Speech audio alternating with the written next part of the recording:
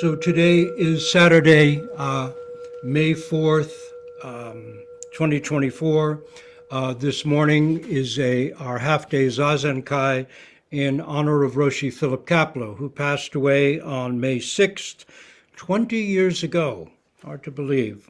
So just to preface the Teisho of his that we're going to play, a recording.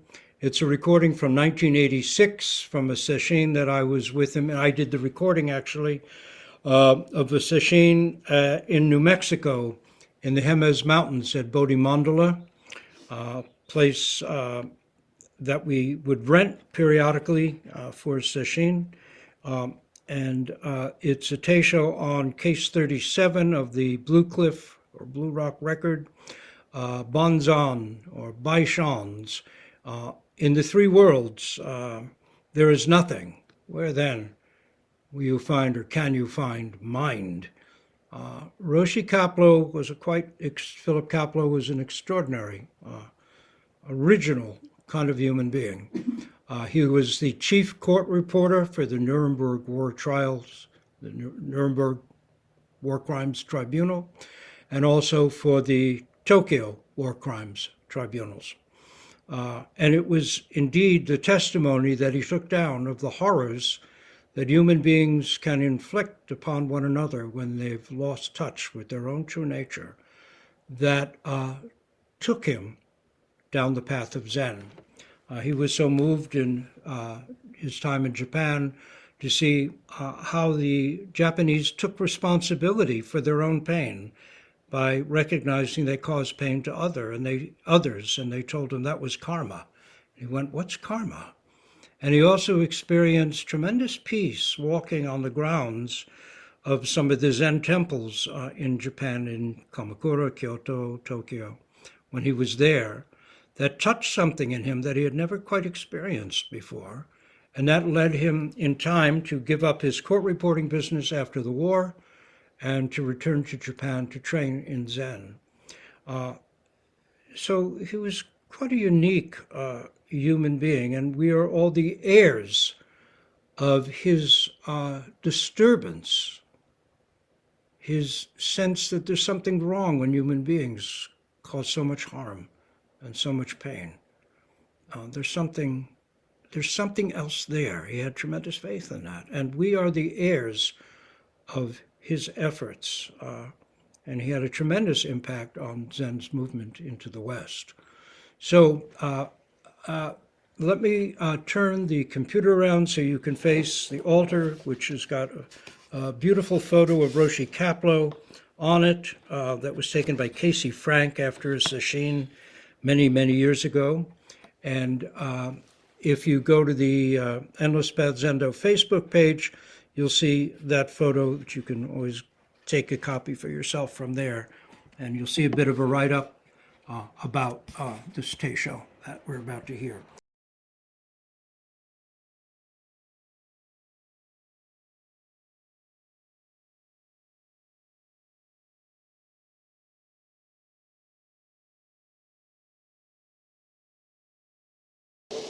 Today we will work on a koan from the Blue Rock record, case number 37.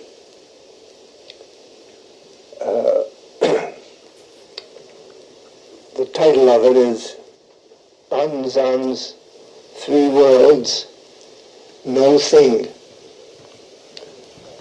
These titles, by the way, are pretty arbitrary, and one will find different translations, or not translations, that they don't appear in the originals, but usually the one who is, well, in this case, making an English translation will give their own titles. Now, the case reads, BANZAN said to his disciples, "In the three worlds there is nothing. Where then do you find mind?" Now also that's the end of the case. Usually in the Blue Rock record there's also an introduction, which is by a Chinese master who is called in Japanese Engo. And then there is a verse at the end by Setcho, that again is a Japanese pronunciation of the Chinese. And Setcho is the compiler of the Blue Rock records. In this particular case, there is no introductory subject. Yes, there is, I'm sorry. There is Engo's introduction. But we're dealing with the introduction and Setcho's verse later on. All right, so we have, Banzan said to his disciples, in the three worlds there is nothing. Where then do you find mind? Now this Banzan, again, this is a Japanese pronunciation. His dates are 720 to 814. You can see he had a very long life from a relative sense. And he was a disciple of Baso, who was one of the great Chinese Zen masters.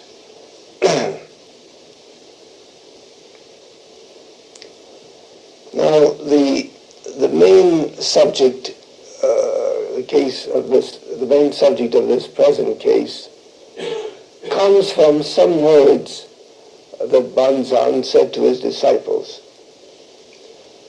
And I quote, "You have to look into it for yourselves. No one can do it for you. In the three worlds, there is nothing. Where then do you find mind?" Then it continues. "The four elements are originally empty." Four elements refers to earth, water, air, and fire. Where does the Buddha abide? The plow does not move, and it says nothing, yet it reveals itself immediately, and there is nothing else.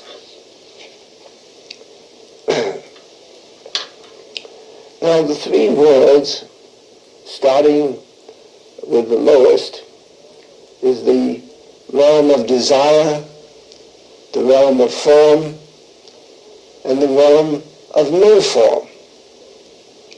And together these make up the whole universe, physically and spiritually. So if we say that there is nothing, we are really saying that there is no universe. But what this means is that there is no universe as we conceive it by the operation of our ordinary minds, thought processes.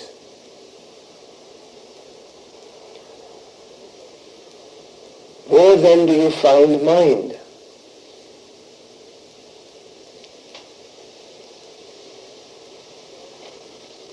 In the Diamond Sutra we have the statement, "The world is not the world, and therefore it is called the world." It's the end of the quotation.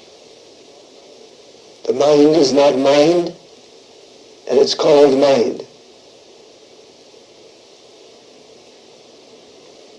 Well, how do we recognize mind then? You certainly can't identify mind in any objective kind of way.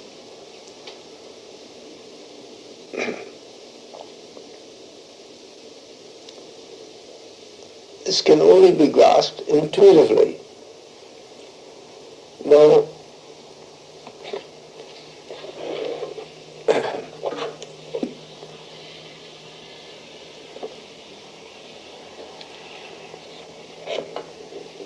I want to now refer to my notes on this koan. When I was working on this koan with Yasutani Roshi,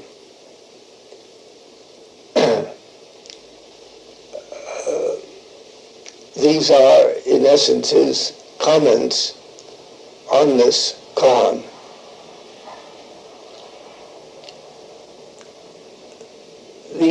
The question, or the case to begin with, in the three worlds there is nothing, where then is mind, can be understood in several kinds of ways.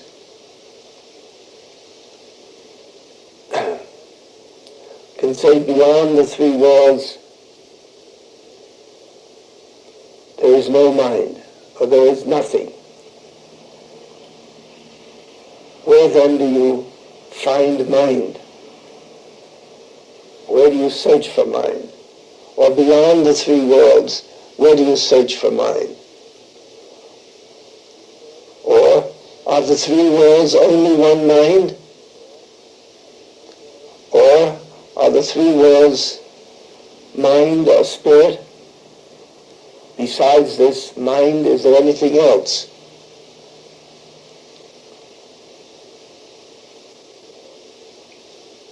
Or are the three worlds only one mind? Is there nothing beyond them? These are various ways that one can interpret this, the statement of this koan. But to call this mind anything, even to call it new, is already putting a limit on this one mind. In this one mind, nothing can be said, nothing can be postulated about it. Strictly speaking, we can't even speak of one mind. Actually, we can't even speak of the three worlds, because they're a reflection of form. That is, all phenomena, in essence, all phenomena amount to, are without form. So we can say, so while the three worlds are not real, or they don't exist essentially, yet from a phenomenological standpoint, they do exist. That is to say, from the point of view of our six senses, as we know, there is form.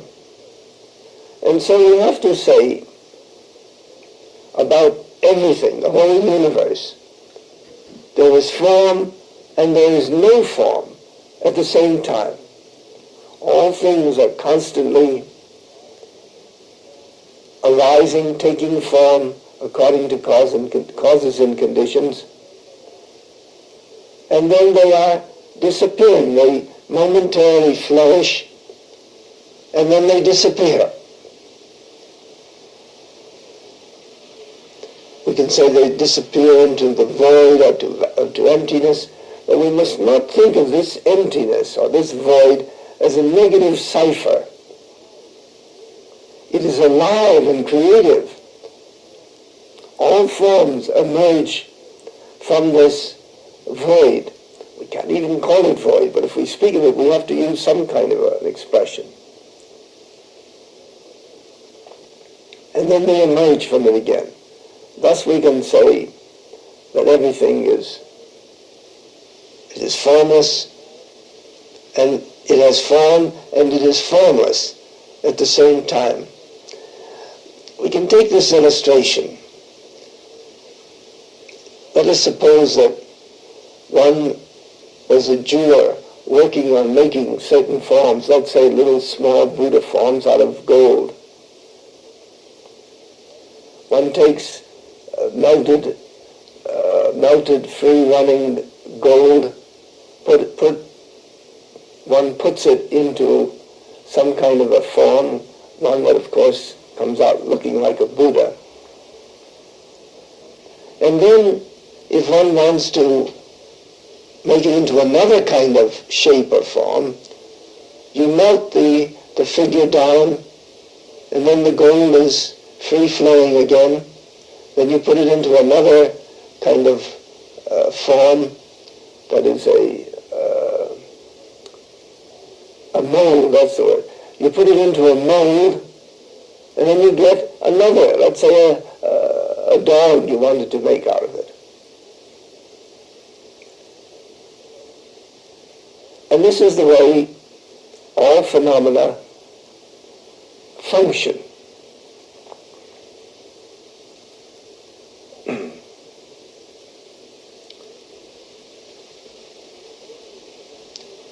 It is only in a state of absolute samadhi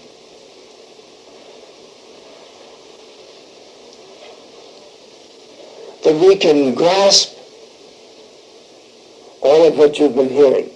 Because in this condition of absolute samadhi, there is no awareness of space, time, or causation. Now in Zen deals with the concrete and the real. At the same time, of course, it also deals with the intuitive faculties.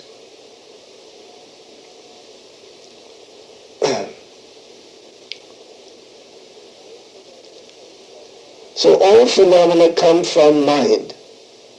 Only mind is real. All phenomena are a mirage, a shadow, a picture of mind. Well, then the question comes up, so what is mind? Where do we find mind? Again, strictly, we can't even speak of mind. Therefore, in demonstrating this koan, we can't verbalize about it or conceptualize about it. It can only be demonstrated.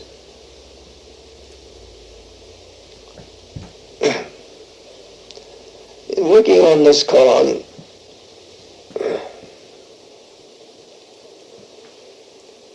some time ago she told me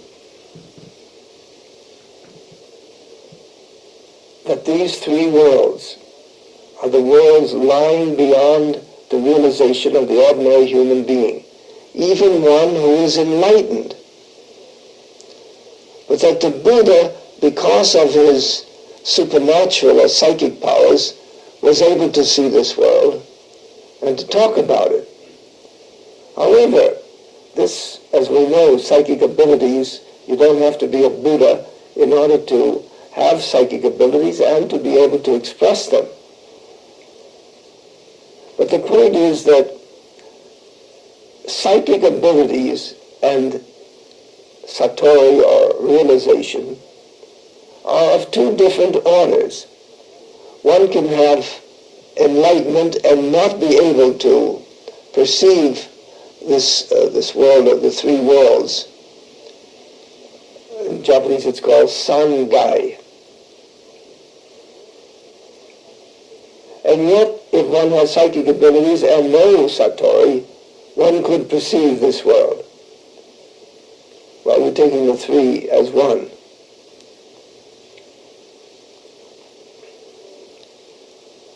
It is a world, the zazenkai is a world that is not manifested to the senses. And always remember that the discriminating intellect is considered to be the sixth sense in Buddhism. Well, at the time I said to him, if this world is not, this zazenkai is not visible or manifested, isn't it a matter of believing that it exists without any real evidence or without any real knowing about it, experiential knowledge? And his answer was, it can be known through reason. I said, well, what does that mean? And he said, that is to say, it can be logically inferred to exist. He also said that in Buddhist doctrine, or that Buddhist doctrine speaks of the zazenkai. And he said that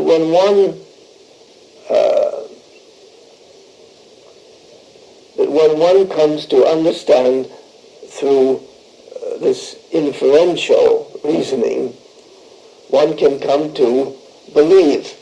And then he explained that statement by saying,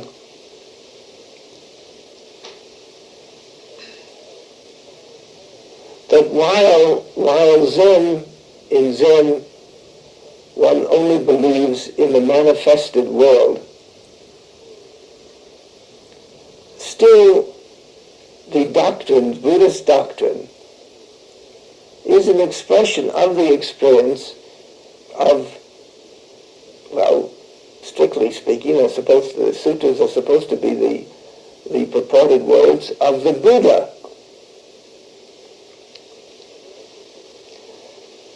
And he also said that as one's enlightenment deepens, one is in a better position to understand the deep meaning of the doctrines. Well, this sounded to me a little strange, and I said to him, well, you said that Satori does not give one the supernatural power to actually experience the Sangai.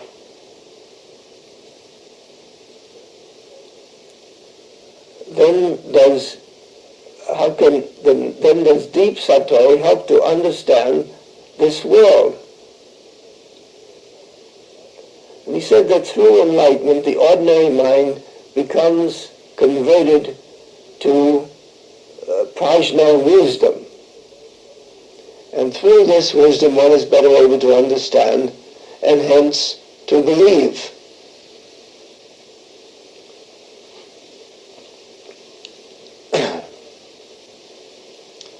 Now, he also said that upon the death of the physical body, and depending on one's karma,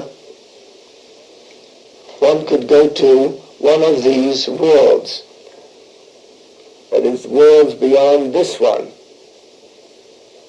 And this belief, by the way, or this statement, of course, is to be, that is the truth of this statement, is found in the sutras.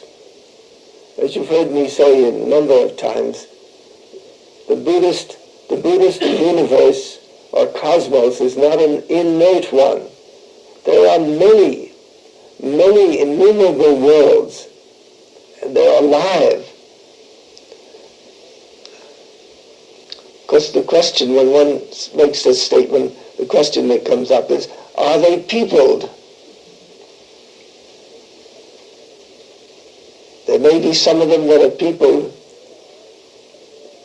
but there are worlds where consciousnesses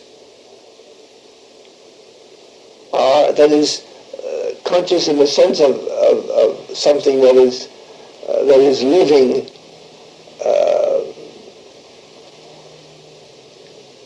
in many of these realms or worlds. And as I said in one of the Teishos earlier in the week, we find it very hard to conceive of a living reality that doesn't have some kind of a body. As all of you know, speculations of scientists and science fiction writers, in fact, very respectable scientists, say that they believe that there is life on many of the planets or stars.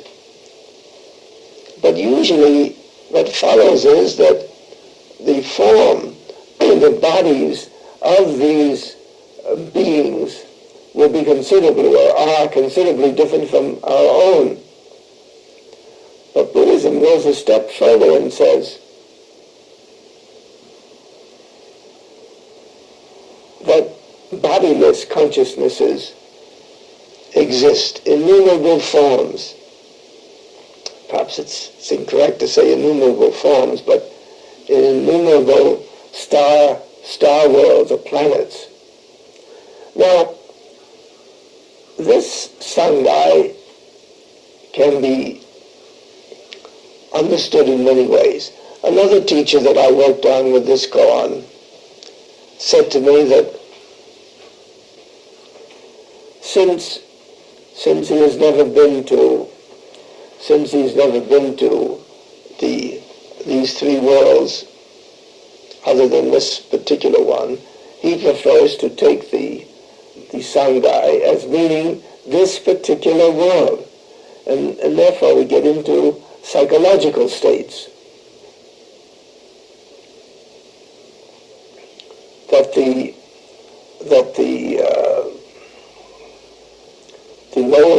the lowest form, that is the world of desire, is made up of greed, anger, and folly or delusion. And of course the world of form is form, and then the world of no form would relate to emotional states. But we still come to the question of, where then do you find mind? This is part of the koan. After one has dealt with the three realms, either in the psychological way or in the other way we've talked about, we still, one working on this koan still has to deal with this, where then do you find mind? It's interesting in this connection that Yasutani Roshi, at the time when I was working on this koan, when he was in his close to, about 78 or probably 79 years old, the person who I worked with later on this koan was considerably younger. Whereas Yasutani Roshi said that he believes that these three worlds do exist outside of this particular world. This other person said he prefers to take them in a psychological sense. All right, now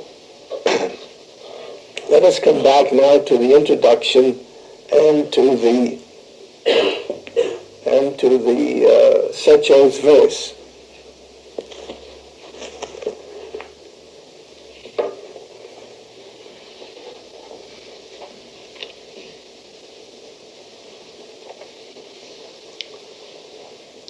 The introduction reads, "The spirit which moves like lightning, you fail to follow.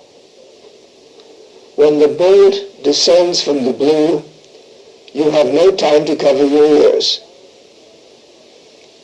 The scarlet banner flutters over the master's head. The two-edged sword is being brandished behind the student's neck. Unless your eyes are sharp and your hands move quickly, how can you cope with the situation? One will lower his head and ponder, following the delusive ways of thought. Don't you know that countless skulls are haunted by ghosts?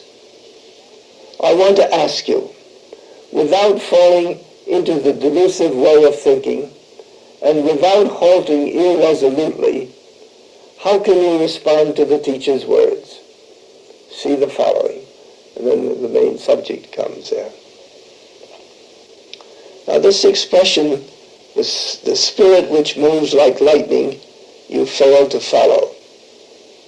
Of course, this is referring to the Zen master's spirit, which operates like lightning. It's very hard at times to follow. When the bolt descends from the blue, you have no time to cover your ears.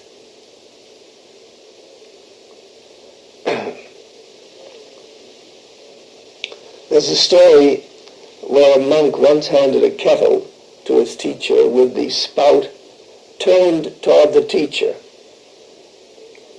Instantly, the teacher gave him a loud scolding like a thunderbolt. He had no time to cover his ears. told that the monk said that he never again disregarded the rules of etiquette.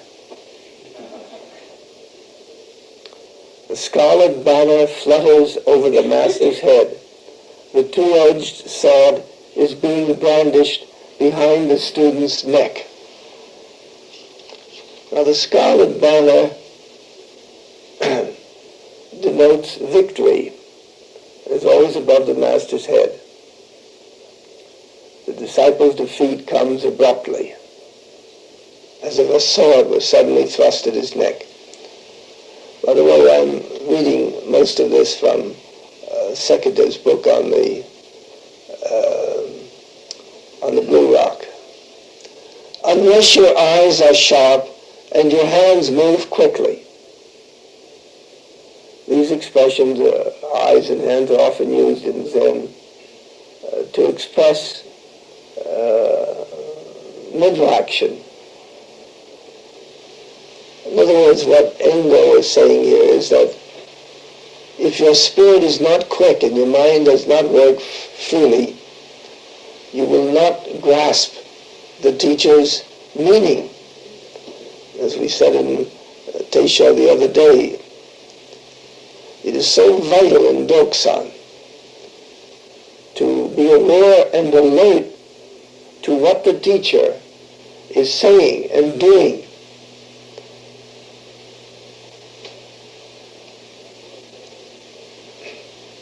One will lower his head and ponder, following the delusive ways of thought. This evidently refers to a case where the student who has no confidence in himself and whose intuitive powers are weak will lower his head usually and try to, we see this gesture of lowering your head, trying to think and trying to figure out what is meant in a conceptual kind of way. The expression, countless skulls are haunted by ghosts, and this is a figurative description of a student who is beset by doubts and fears.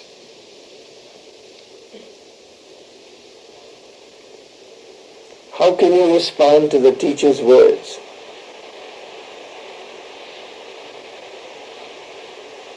BANZAN'S words in the present case will come like a bolt from the blue to the ears of an ordinary student.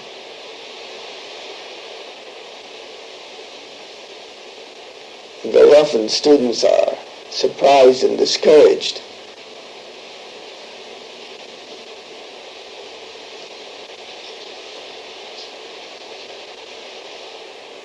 The main problem often is that students lack confidence in themselves.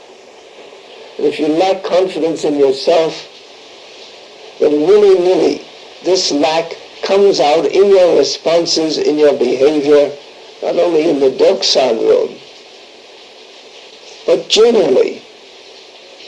One's whole relation to Zen is a passive one instead of an active one. So it is very important, when one is aware of this lack of confidence, and certainly most students are, to realize that everyone has this all-embracing wisdom mind.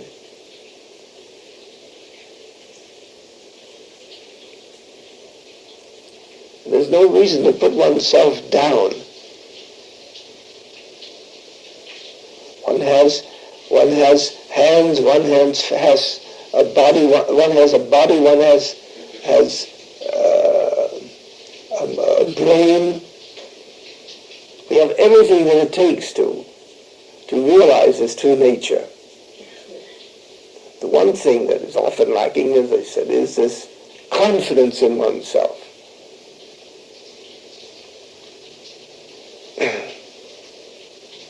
Now we come to the Secho's verse. 3 words, no thing.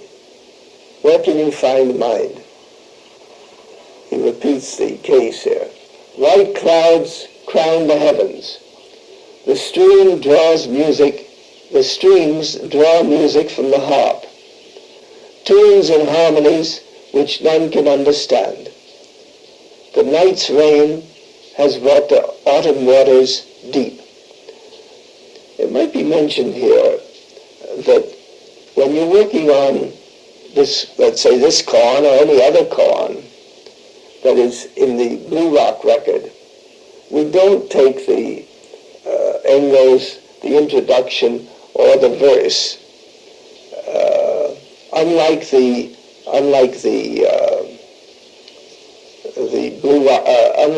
Mumonkan, the Mumon's comment and Mumon's verse are treated separately. That is, the case, of course one always has to take the case and one always has to demonstrate the case. But the verse or the comment, most of the time it's the verse, can be explained. That is, the student needs to show, and this can be done verbally, the relation of the verse to the case. So you see that in working on these koans, one has, so to say, the best of all worlds. There is the demonstration which forces us to act out the koan, and then there is also the explanation. So one uses one's mind in various kinds of ways, and together there's a real richness that emerges from this sort of thing. Now this white clouds crown the heavens. The stream draws music from the harp.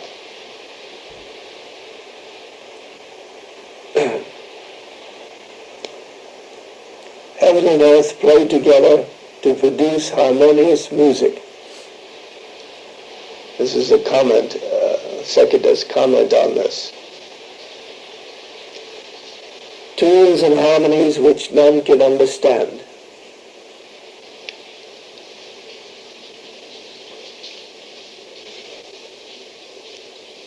The teacher is always singing a tune, so to say. People think that everything that a teacher does is premeditated, is calculated. This is not so at all.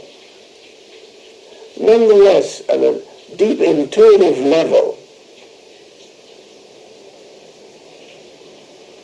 what is coming out of the teacher is intended to test the student one way or another. Such a simple thing as drinking tea. There's a very well-known dialogue where a student comes to a master and asks if he can be with the master and learn Zen. The master accepts him, and after about 3 months, the teacher has hardly said anything to the student, except he's ordered him as his attendant to do this, to bring him this and that. And finally the student can't take it anymore. And with some exasperation he says to the teacher, to the master, "I've been with you 3 months. When are you going to give me teaching?" And the master replied, "I've been teaching you all the time. When you bring me tea, don't I drink it? When you bring my food, don't I eat it?" Because the student was a beginner, a novice, he couldn't see what was going on around him. All that he had on his mind was some kind of formal teaching, some words of wisdom. And this accords with what is said here. Then the statement, "The night's rain has brought the autumn waters deep." second is comment, the night's rain, the autumn waters, their depths. Try reciting this line in language samadhi. You will discover an exquisite poetic demonstration of BANZAN'S no thing, no mind. Well, maybe yes, maybe no.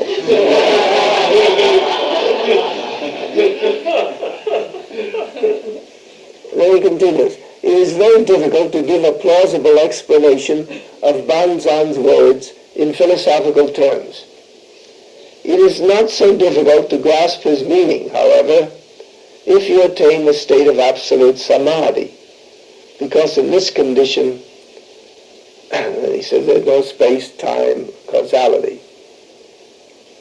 Then he makes a very cogent statement here. Conceptual and philosophical thinking is necessary to the human mind, but such thinking must follow experience and explain it, not the reverse. One time Vasatana Roshi, speaking about the way most philosophers operate these days, said, their philosophy is the study of mental delusion. Study of mental delusion. Now let me say something about the sesshin.